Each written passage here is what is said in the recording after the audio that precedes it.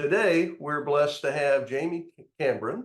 Jaime is very strong in trying to build companies' internal agility, internal background, helping the companies in their culture, and equally helping an individual just get branded and learn how to use their business skills better. So, Jaime, as the CEO of CX Ops and Career Agile Systems, like to introduce you to the group and give you a few minutes to introduce you personally of what you do in a general sense. And we're going to get into some questions as to how you can take your skill sets and help companies. So, Jaime? Awesome. Paul, thank you so much for having me on the show today. And Trisha, thank you for having me as well. So Jaime Chambron, I'm here in Dallas, Texas, and I spent over 20 years in the technology field, helping numerous different technology companies from startups to Fortune 500s build, grow, and scale different products and services lines of business. About 6.5 years ago, I started looking at what I wanted to do once I was retiring from the corporate career and started to go into business for myself. And so I've started two different businesses where I get to utilize my strengths in helping people really articulate their brand, be it their business brand or their personal brand, to help them accelerate both their career and or their businesses. And so today, from a business perspective, I work with a lot of entrepreneurs and helping them figure out how to scale their business next, especially service-oriented businesses, and going from an individual selling their services to actually building a methodology and process and frameworks to be able to scale themselves in getting out there and getting more business, being able to do more, add more value to other businesses as well. So really excited to share some insights on branding and how to go about growing your business, especially when you hit a plateau and don't know what to do next and getting to that next level. Jaime, I appreciate it. And I have full appreciation of what you just said, in that we started a little company called C-Suite Support a few years ago. And originally it was me, myself, and I. And over time, God has blessed us to, we've been very successful and grown and have 14 employees now and do work with some 50 plus companies today. But from that starting situation, because we're in a group called Exit Planning Exchange, and we work with a lot of companies getting them ready for exit, taking them through growth, cleanup, get ready, and then present. We also do quality of earnings of helping them in their selling process or buying process in some cases. But one of the things we teach every CEO when we connect with them, number one, your company's for sale.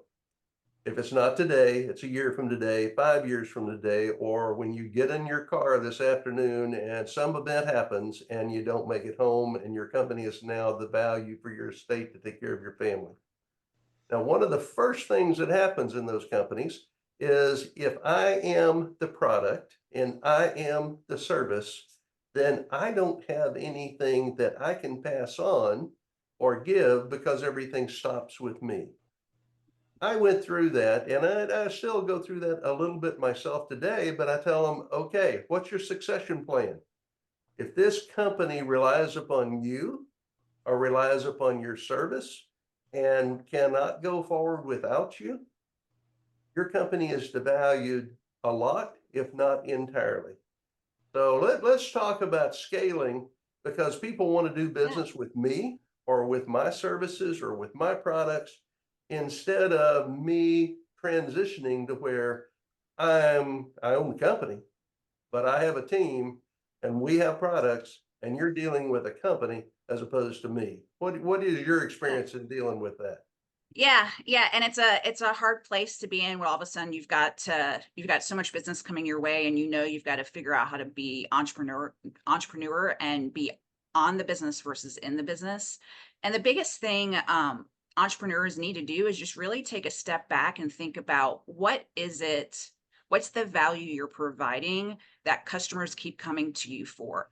And is there a way between the product or services that you provide, is there a way you can turn that value into knowledge or process or a system or a program, something that's more tangible, where you start to begin to sell more of the process or the end-to-end solution that you're providing and not just you?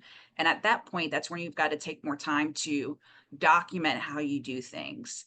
record how you do things, record Zoom calls, videos, talking to people, walking them through the product or service you provide, but you've really got to start to record your approach. It may not be clear at first and may be custom from client to client to client, but you've got to start to look at and taking a step back in what you do and what you deliver. Where's the patterns of what you're providing that clients are coming back to you for that you can begin to build assets around?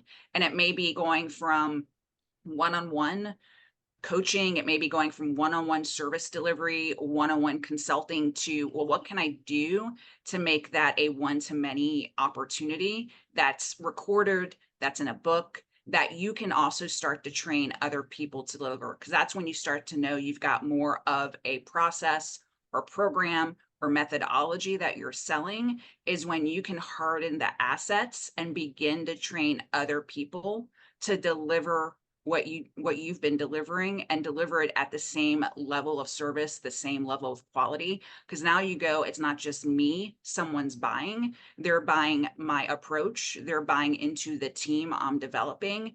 And you just sometimes have to start small. You don't need to go take, a 6-month engagement and break it down, but what little things can you start to turn into, like I used to call in services, wedge offerings? What's that little thing you can turn into a workshop, a quick win that gets your client hooked, with maybe someone else on the team, and to start to grow more resources who can deliver what you're capable of doing. And then they can also begin to add more value, add more to what your methodology is as you bring in more talent, more thought leadership into your organization of, products and services and how you go about delivering. But it's about getting away from you and getting to what's that program, methodology, product, solution that you make first and foremost, that's what you start to sell once you start to harden it, versus selling just Jaime Chambron LLC. And that's just some of the things, is just taking a step back and diving into how to start to harden processes and methodologies to bring in a freelancer, to bring someone else in to start to deliver what you deliver today. Thank you. And I 100% agree with that. Is my team is aware that almost a year ago now, 2 of the team members got with me and we talked about, okay, you're the brand. That's not going to be expandable. Okay. While I want to be the brand, I want to be the brand of the company that is C-suite support, not the brand of me. We started that transition. And then the other piece of it is I was the rainmaker for all practical purposes.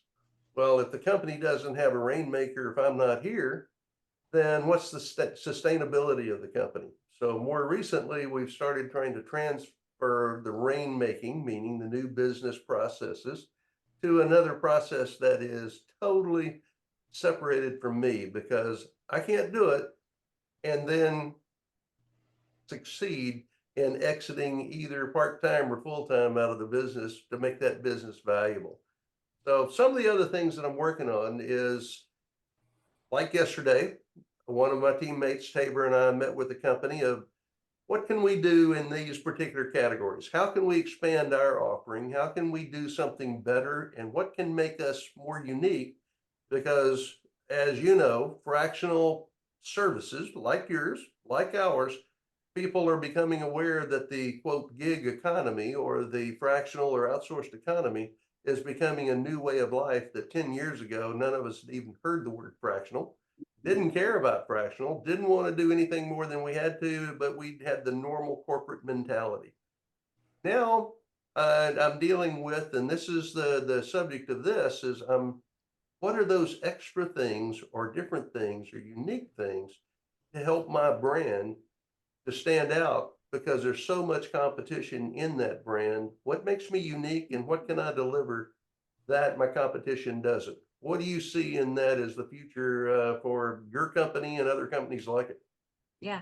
Well, as the saying normally goes, the riches are in the niches. So it's trying to figure out, as you've been in business for a year, 5 years, is there a certain type of business or industry that you're the expert in? So you've got to go beyond your functional expertise. So fractional CFO, fractional people officer, fractional marketing. What else are you bringing to the table, or what else is your team, your organization bringing to the table that is value add to the clients that you serve? And it may be you've got a unique way or approach to solving a specific problem or pain point that maybe no one else has a unique way or approach to solve that pain point that you need to really invest more in. It also may be worthwhile too, if you haven't done this in a while, to look at testimonials from your clients to see why are they doing business with you. Do you start to see trends in what it is, the value that they're getting that you may not have realized is value add? So like for me, I've gone through actually recently my testimonials, and a lot of it was about how I can really uncover insights.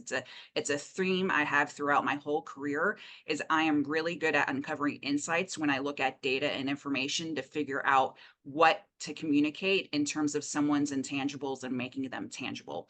And so I just learned that about myself just by going through some reviews, not just from my business, but even from my career. And so sometimes you just need to take a step back and reflect and review information you already have about your business, maybe even talk to some clients on, what is it they see that makes you different? Don't be afraid to talk to your clients either, so that you can hone in and double down on what makes you different. So like for me, I came from tech. So a lot of my clients are tech clients, tech businesses, tech individuals, because I bring that in 20 plus years of knowledge and experience. And that's going to set me apart both from the consulting work I do for technology businesses, but also individuals who are in tech careers.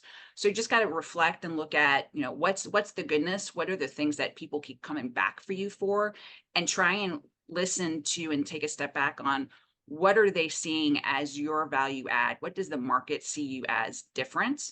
And double down in those things. It could be an approach, it could be customer service. So those are the things to think about, and what's going to help you continue to stand out and make sure that's integrated into how you communicate your brand and your brand promise in marketing and promoting the business. Well, along that same line, we recently, and I've done it for a while, but it's one thing for me to do it. It's another thing for me to transfer that skill set to the other team members. And while I did it out of survival, this has now turned into a business that it's business survival, and that is getting testimonials. And it's amazing when you do reach out to your customers, they're going to tell you something. They're not going to be bashful. While you may be friends with them, at the same time, you're business friends. So they're going to be willing to help you, or in some cases, be critical to help you get better with them. One of the more recent things we've just started is that because we're not a single shingle, meaning we've got multiple people doing the same kind of situation, we've always sold the idea that you've got a CFO in your account, but you have another CFO that's going to back that person up in the event of vacations or illness or whatever. So you have support. You're not going to be left by yourself if an event occurs. And while that's a good start to get going, what we more recently started is having that second CFO be in contact on a more frequent basis, to where that idea is not forgotten. But equally important, discussions go on to say, are we getting everything done that you want us to? Is there anything else we can do? Because the lead CFO, while he may be asking that, he may be asking it of the secondary person or the CEO, and they're thinking more in terms of, we're working on this, as opposed to, oh, well, okay, can you do something else? So I'm trying to expand out on that. And part of it comes back in, you've already answered some of this, but what would you do more to find out what your customers want and why they're doing business with you? Yeah.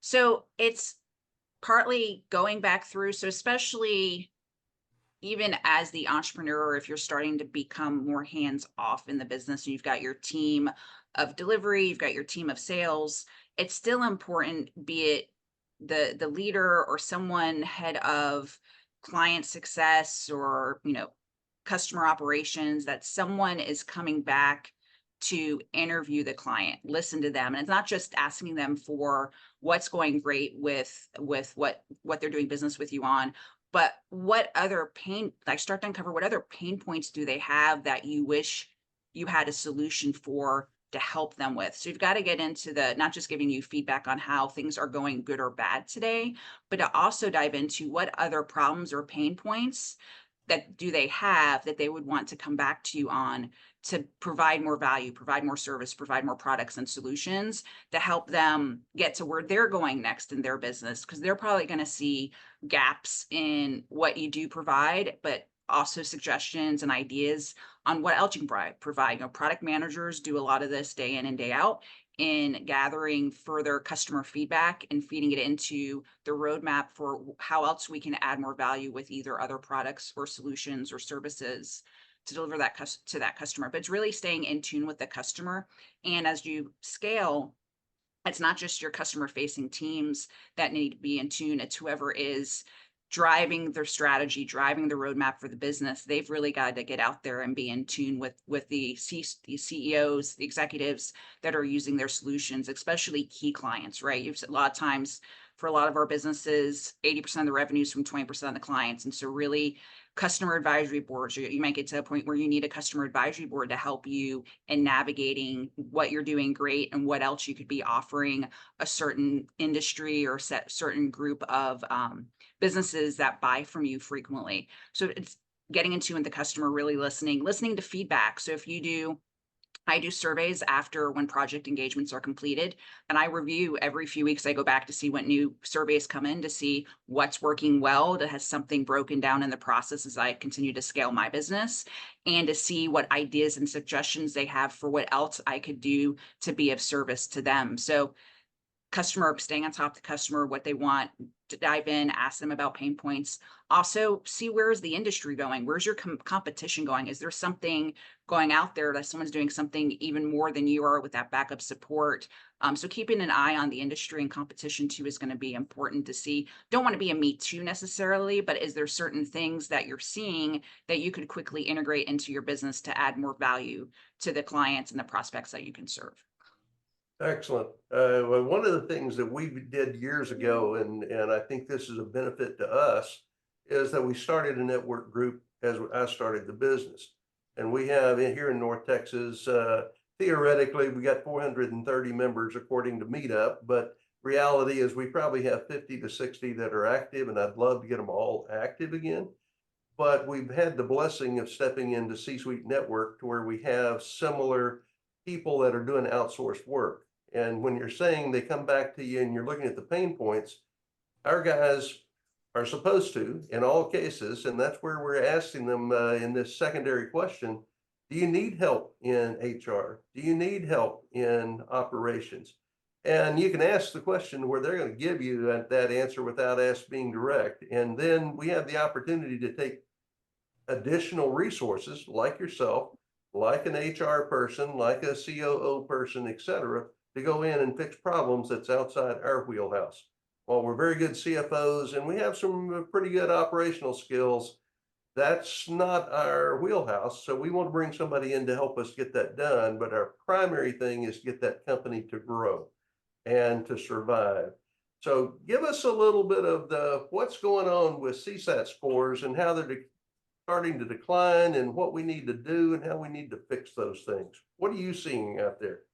Yeah, so back to, keeping a pulse on how your product and service is being valued. This is as you scale, you're back to it's not you delivering everything. You're not selling, you're not delivering, you're not doing customer support. You're having to start to bring in people who become the expert in service delivery, the expert in customer care, the expert in product development. And so what you've got to be aware of and keep a pulse on is what are customers saying about you, both your CSAT scores. Are you tracking NPS, Net Promoter Score? You should be doing that as well, because if you start to see a decline in the value and the perception of wanting to recommend your business to others, you need to quickly dive in and start to see what trends, what's the root cause, and is there maybe a process issue going on internally in your business? Maybe there's a training knowledge gap, maybe something you thought new team was coming in to do that you thought they were ready to start to provide customer support, but they really don't have the knowledge or the tools or the frameworks. And so you've got to quickly, as you're trying to scale your business, keep a pulse on your customer experience, because they're your current customers are the ones that are going to refer you more business. That's how you're going to, really grow your business over time. It's going to be much more referral based than, depending on your business, more so than, a lot of the marketing and the sales work that you do. You want current customers to be happy, to be satisfied, to want to continue to do business with you, and to refer you for other opportunities. So once you start, you've got to, one, track your CSAT, track your NPS, and then two, on a month-to-month quarterly basis, start to see and review if there's trends on where you're having issues, and to go make sure you've got strategic initiatives in place to go solve those issues. And it could be really easy things like we don't have a process, or we missed a step, or we need to train our team better to be able to follow the methodology, follow the processes we put in place to deliver a great customer experience. Well, some of the things that, from our standpoint, we're trying to expand out there, but you touched on something that hit a nerve with me, is that while we have very good clients, I'm not sure that my team is going out and saying, hey, do you have someone that you can refer to us? Now, it occurs on occasion, but we may not all be marketing people. We may not all think in marketing terms, but we all should think in company growth and product and value. So you just triggered something that my guys probably are not going to appreciate, and that is, talk to them. Let me know if they'll refer you. If they'll refer you, that means you're doing a good job. If they're not going to refer you, that means you may not be doing the job they're expecting. And that's the kind of thing that we want to make sure. And then our more recent effort of having that multiple contact to get out there.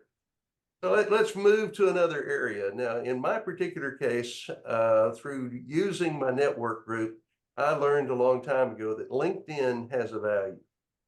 Now, when I'm going back out there, not only with some of the members on my team, but many of the people that I work with or see in the network groups, they don't understand the value of LinkedIn, and they don't understand that if they're not out there at the forefront, somebody else is leading the pack. So how do you get in the pack, and maybe you not be the leader, but you can certainly be out there to be with your competition, to where your name, your business, your product, and your service gets out there? Yep. What do you suggest for those people? The step one is making sure you have a personal profile and that your business has a business page on LinkedIn. It's easy to get up and running and getting content populated. You probably have content from your current website to reuse and repurpose on LinkedIn. But first step is just getting a business page and making sure your page is up to date. You may have a page out there, but maybe you haven't updated the content, your headline, in maybe even a year or two. And it's always great to keep refreshing. Again, your business has been evolving over 1, 2, 3 years, which means what you do, the value you provide, who you serve has probably evolved. And so you've got to keep your personal page updated, being clear on what you do for who and the value you provide, and that your business page is also clear. Once you start there, then it's more about, okay, how do I engage on LinkedIn? How do I become someone that isn't seen as a salesperson? Because that's the other thing too you have to be careful of is, I don't know about you, but you probably get a number of emails from people trying to sell you something on LinkedIn. That's not how you're going to grow your business. That's not going to be how you grow your brand on LinkedIn. It's more about engagement, producing content, sharing content, being part of the conversation versus starting to send people messages about buying from me. So first off, get on LinkedIn, get your pages up to date, and just start to see where you can share an article, repost an event, an upcoming event with the C network. Those are the kinds of things you just start to chip away at getting comfortable in using the platform. And if it's not you personally using the platform, having a member of your team or having those outsourced services now that can help you start with building out your pages and doing baseline engagement within the LinkedIn platform. Well, I appreciate that. More recently, and I've been on LinkedIn for a long time, have a lot of work and contacts out there. And I love, constantly checking my SSI to see that, okay, I need to be in that #1 category all the way across the board. But as you said, that doesn't really bring business. What it does bring the opportunity for is relationships, just as ours, Jamie. And that is the piece that you're now talking about, and I want to try to emphasize that, is giving a gift. This is a fairly new concept to me. All right. I've always said, okay, this is what we do. This is how we do, whatever. Very, very little response to that. It's just, okay, that's what you do. Well, sometimes if you give a gift that has value, they might engage with you.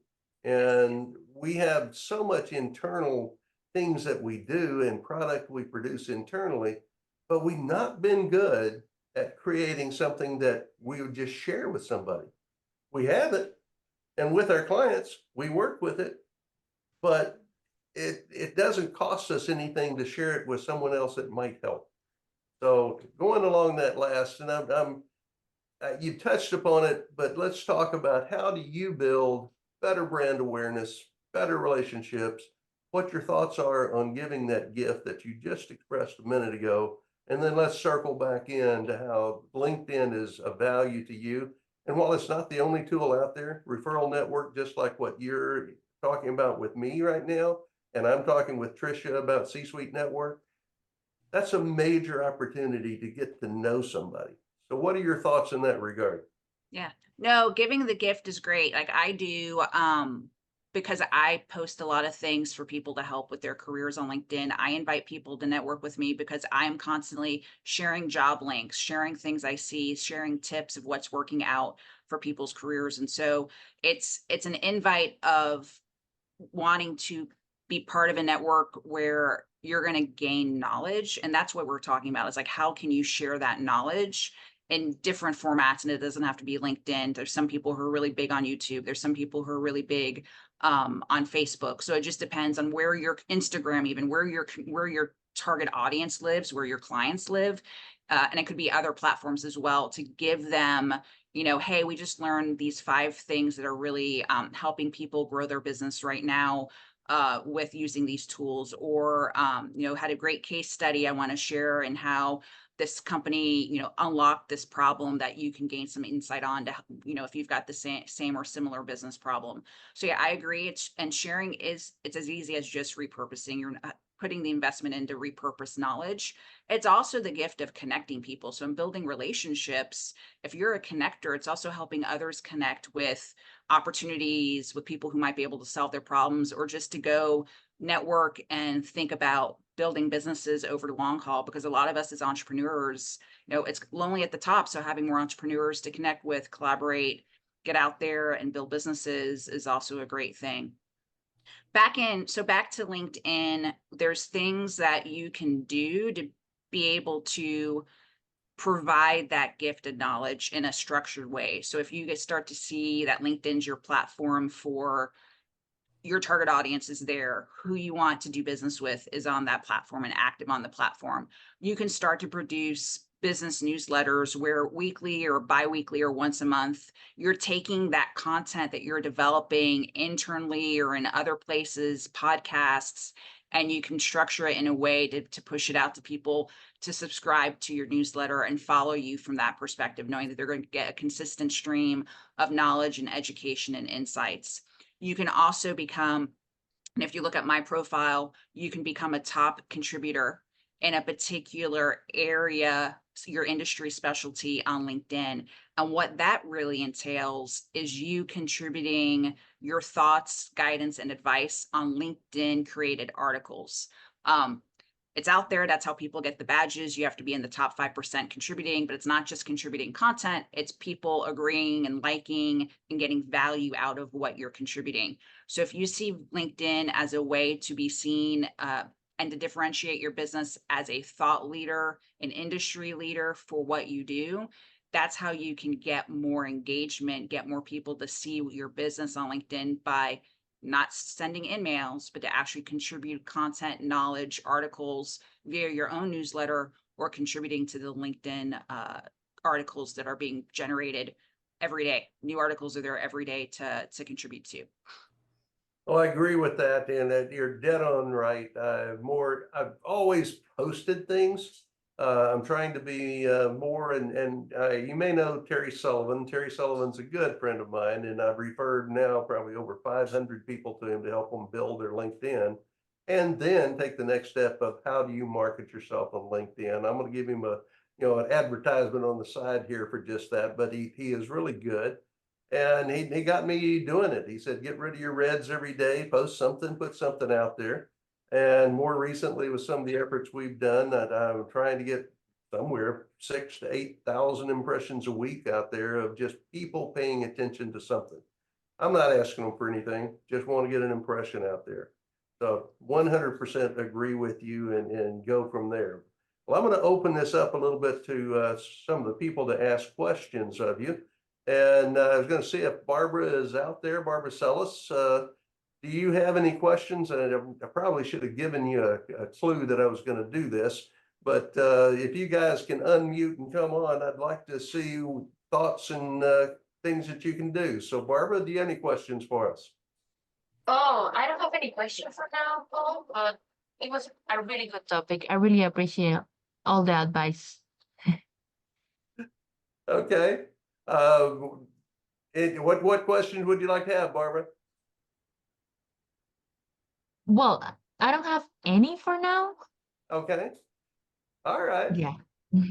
Holly Wilburn, do you have any questions you'd like to put out there? And Scott, get ready. I'm coming your direction. I see you from time to time. Holly, do you have any questions for Jaime or for us in any way, shape, or form that we can help you with? Uh-oh, she may be in the background there. There we go. Yeah, no, I am actually driving. I don't have any questions right now. All right, Scott, you got any questions you'd like to ask Jaime at this point? Thank you, Paul, and Jaime, thank you for taking the time to speak with the group. Much appreciated. Great content. I guess I'll hit you with this question. Just any real additional nuggets as far as really that initial brand launch and growing that presence on LinkedIn. Anything there you can share, because as a new solopreneur, growing that brand on LinkedIn is challenging. I'll go with challenging, and I appreciate any nuggets you might be willing to share with the group. So the first thing is, one, remember you may try a few different things until you get a message that really resonates with who you're trying to do business with. But the first thing is to really clarify what you do for who by doing what to deliver what value. And if you can get to, I usually, when I work with people on branding, is trying a few different, 7 to 10 word sentences that really hone in on exactly who your target audience is, the value you're delivering, and how you do it. That's your headline on LinkedIn. That's the first thing someone's going to look at in understanding what is it that you could possibly do to help me in my business. So that's step one. You may need to try a few things, try a few different words to get out there. And then also your about you needs to be clear on, again, more detail on who you service, who are the types of people that you work with or types of businesses, and then what are the products, solutions, services you provide, or the pain points.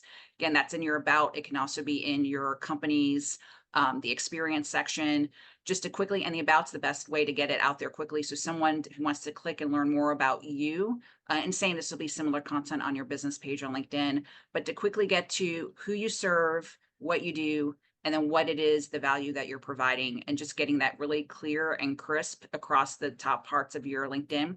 People also forget their banner, and the banner for someone who finds you on LinkedIn is, it's marketing space, it's advertising. So make sure you also have a banner that, again, is clear on who you serve, what you do, any additional detail, so that it grabs someone's attention to go, I want to learn more about you and maybe, see what you can do to help me in my business. I'd like to add to that, whatever that banner is or that appearance that's on your LinkedIn, it should be on your Facebook, your Instagram, in your marketing materials. Be consistent across the board in what you do out there. If you don't, you send a mixed message. So I just like to add, I didn't know that, I learned that. So we can all learn things. So Charlie, I'd like to ask you, what do you do to market you and market your efforts out there? And what questions do you have of Jaime? Well, two things you hit upon. First one, I greatly agree with this. I was running into it not all the time, but often, but is a succession plan, or to the point you mentioned earlier about, you know, entrepreneurs are great about trying to create and, kind of like, what am I doing today? What am I going to do tomorrow and this year? But then I had to work with a client, and it's either something that happens personally, but if it affects them professionally, that's either death, divorce, or some tragedy in life that happens, and people are not prepared for that because they haven't thought that far ahead, because no one wants to think about death or divorce or disabilities of some sort. So I think that's important to have those hard conversations once you develop trust with a client and feel like you can step into that situation. But then the second thing is that as a entrepreneur, trying to, as Paul and Tabor and Chris have done for C-suites, is try to surround yourself with good people so you can draw upon the resource, have more of a team effort. And that's what I see the value in joining up with C-suites is. I tried to go on my own when I learned what fractional was, and I realized I had some skill sets that help small businesses. But the great conundrum is trying to do sales and operations at the same time.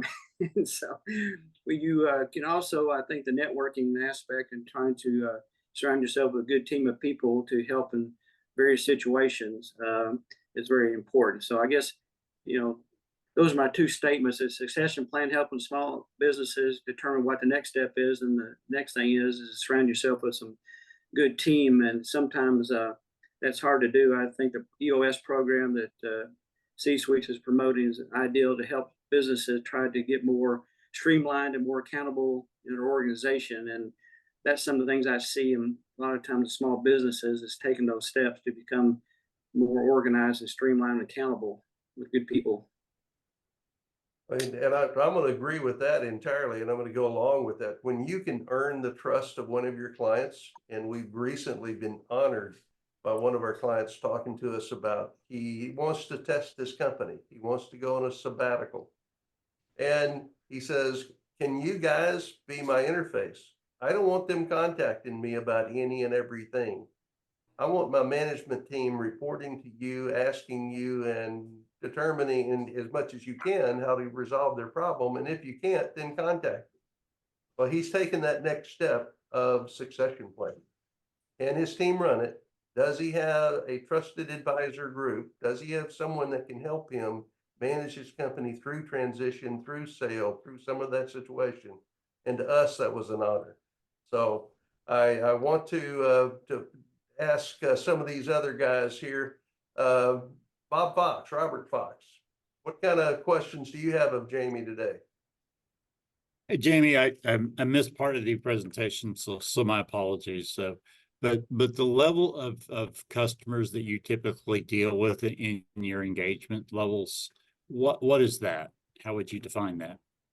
So normally it's up and coming entrepreneurs. So someone who's just starting out or getting to maybe year 2 or 3 in, where they got to figure out how to and again, because my background's more in tech and tech services, it's more like a tech consultant who's at the point where they need to figure out they've got a great book of business, they've got a great knowledge, and taking them to that next level of how to turn what they do into methodologies and frameworks and processes that they can train other consultants to come in and do what they deliver. But usually it's smaller startups, in the first 1 to 3 years of business, and helping them, kind of package themselves to get ready for, serving more customers, adding more value, and having a team that can go deliver what that person's expertise is. Okay, that helps a lot to frame it up. So you're dealing with people, but even within that 3-year period or whatever that period is, you're dealing with people that plateau. They can plateau pretty easily and be happy with that plateau. So how do you approach companies that are happy about their plateau and they need to move further on down the spectrum of things, of growth? Yeah, and it's partly to what we've been talking about here is succession planning. Is you don't want the business. Do you want the business to die on the vine, or do you want it to be there for something. Because again, if you're going to exit at some point or sell your business, you need to harden your methodology. You need to get to where it's a process and a program and a methodology, because you're not going to sell your business. They're not buying you for the business. They're buying your approach and your book of business, because you are usually not part of that equation when someone's buying your IP, your intellectual property, the knowledge, the unique delivery programs that you're providing. If you're planning to at some point exit, retire, move on, is getting into that mindset of, yes, I may be happy with where I'm at right now in terms of the number of clients I serve, the revenue I'm bringing in, but at some point I may want to dial myself back and go part-time, go enjoy partial retirement, and bring in other people. Order one and replacing. All right, Brian Berry, what kind of questions do you have for Jaime to help you in your efforts here? Well, I heard a few minutes ago that some of us at C-suite may not be on top of the asking current clients about whether they're able to refer us or not. And sometimes for someone who's like me, a little bit of an introvert, it almost feels like it's a little bit hard to do that without making your clients. I guess you just wonder what your client's going to think of you when you ask that kind of question. So that's one of the reasons why I typically avoid doing that, and I don't want to. And so what's a good way to do that without sounding like, look, I'm not focused on your work. I want to get more work from people that you may know. If that makes any sense. Jaime, your thoughts on that? And usually for me, it's more about, is there anyone else in your network? Like, I don't want to say, do you have anyone to refer me? But it's more like, is there anyone else in your network that I should get to know, that I could provide, some knowledge, content. That's why I go back to having a small either wedge offer, free thing you can provide, especially a free thing you can provide that is no cost to you. You don't have to deliver it, but maybe it's an ebook or a video or an education series that, again, you don't necessarily need to say, would you refer me? But hey, would you here's some content I'm sharing right now. You're more than welcome to share it with your network. If you've got other people who have similar pain points, that's how I would tackle trying to get more referrals at a specific point in time. Well, I'd like to add to that. We're out there in our efforts trying to resolve pain points, trying to help companies get through issues, get money, train them, etc. For me, one of the best ways of approaching that is, if number one, I've got to do that service for you and make you happy. But number two is, do you have any people you work with or deal with that have some issues that I can fix? Is there someone that I can go in, help them, and move away from that? And we've got one of our clients in the fire protection business. He was referred to us by another client that was having trouble with profitability, trouble with money, etc. And we were able to help them become profitable, get them lines of credit. And they turned around and said, "Hey, I know this group over here. I know you're struggling with whatever they were struggling with. You ought to give them a call and see if they can help you."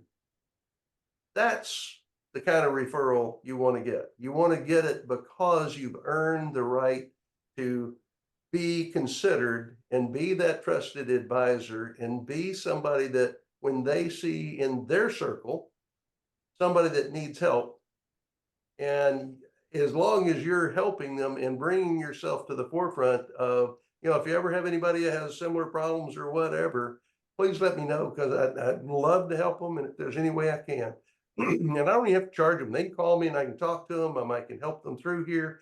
It's not that you got to pay me to talk to me. It's, can I help them? So it's not that you're walking out and putting a billboard up and saying, hey, engage with me. It's, can I help you? They have the problem, and if you can help them with their problem, they're going to remember. Like one of the things in my early part of my career, a gentleman by the name of Bob Walker, who runs Financial Executive Network Group here in Dallas, having something in the neighborhood of 400 members, he was the very first speaker at my C-suite network meetings. And the whole subject matter was be aware that other people can help you if you'll help them. And that's one of the things that is a sign off to our company or our day to day. Zig Ziglar, who was one of the teachers in our Bible study at church, he said, you can have everything in life you want if you'll help other people get what they want. And that really boils down to, if you help somebody, they're going to want to refer you. Now, if you help them and let them know that you would like to be referred, that can happen. So, it's not like you're out there selling. You want to be a servant leader. You want to help. You want to be able to talk to people. And that's one of the things with C-Suite Support Council, with C-Suite Network, is we're here to take your phone calls and try to help you through. So back to the thought there, Brian, I think from your standpoint, it's not that you just ask for a referral. You talk to them about, okay, is everything working? Is there everything you got here? Anytime you've got a friend that needs some help with this kind of stuff, please keep us in mind and let us see if we can help you with that. Instead of a direct, can you give me a referral? That would be my input to what we were just talking about. Yeah, no, I appreciate that. And it's because sometimes I worry, am I asking you this? And they're going to, is in their thoughts, and it's actually the client you brought up, are they going to think, well, why is he worried about a referral? He should be focused on what we're doing and the work we're doing right now. So. Well, you know the level of help you've helped with that client over the last few months here. They have to be very appreciative of everything that's happened for them and where we stand. So that's the perfect time to at least make them aware. You're not asking for something from them. You're asking for support of them. Tabor West, have you got a question for Jaime here? Sure. Jaime, we've known each other for a long time, and I think one of the biggest elements in getting out and contacting people and networking is the human element. And so we've talked a lot about LinkedIn today. And I'd like you to kind of elaborate a little bit more on just that human element that you miss whenever when you really focus a lot of effort on maybe just online and a lot of the online social media marketing that you miss whenever you can go out and network with people and talk to people and get your name out there that way. Yeah, no, and that's a great point, especially I think a lot of us who are the solopreneur working from home, maybe also a little more introverted, you get that a lot with tech. You don't go to personal networking events. And I work with a lot of my clients to go make it a goal once a month, twice a month to, get beyond just being behind LinkedIn and pushing your content there. But to get out there, and also how you introduce yourself at events, it needs to be in alignment of, if they go back to your LinkedIn page and connect with you, is it the same message you're delivering? So you've got to link back to the consistency on your images, the consistency on the words that you use, on what you do for who, and the value you provide. That's also your opener in, getting used to saying that and introducing yourself, and then having 3 or 4 threads that you can dive into if someone's interested in learning more about, oh, well, how do you solve that problem? So I think it's just getting important and being really conscious of finding those avenues where you see, because part of it is too, you may have to try 5, 6, 7 different groups to find the audience you feel comfortable wanting to go and network and meet more people to be successful in growing your business. And it's just going to be a little bit of trial and error in getting your message out there, finding other groups, but you've got to tie everything together. You can't be inconsistent on how people are going to see you on social media versus how they see you in person. It's very insightful on making that connection. It's just such an important piece to blend everything together and really drive home that brand. Yeah. Well, taking that to the closing area here, getting out and meeting people is how you become very personable with those people. Well, you can talk to them on a Zoom, you can talk to them on a phone call, but until you actually meet them, it's very difficult to do that. And now I'm going to be circling that back to our host and our situation here in Texas. In Dallas, one of the best opportunities you have for mixing with people of like-minded is C-Suite Network. I mean, they've been out there, we started C-Suite support about the same time that C-Suite Network started. Bill Wallace approached me to be part of it. And at the time I chose to continue to build my own group, and between Bill and Tricia and Jeffrey Hazlitt and the group, they monetized that. They took it to the next level. They did it the right way. But the more important thing is now we are together and we work together. And if you can go on a monthly basis and go meet, 100 to 180 people, and 25 or 30 of those are going to rotate and be new all of the time, or they're going to come back and you're going to be able to start developing those relationships.